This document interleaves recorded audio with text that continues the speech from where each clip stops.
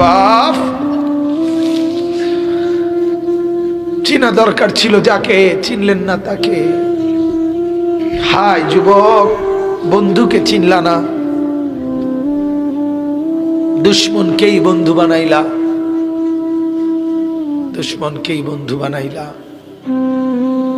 আপন বন্ধু যিনি তাকে চিনলা না, দুশ্মনকেই গ্রহণ করলা। চেহারায়, সুরতে, চলনে বলনে, আচারে উচ্চারণে বেঈমান যেভাবে সাজায় দেয়, তুমি তাকেই গ্রহণ করলা।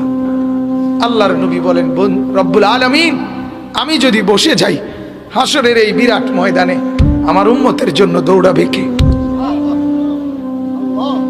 আমার কোথায় কোন উম্মত গুনার কারণে, নাফরমানির কারণে আটকায় যায় কিনা?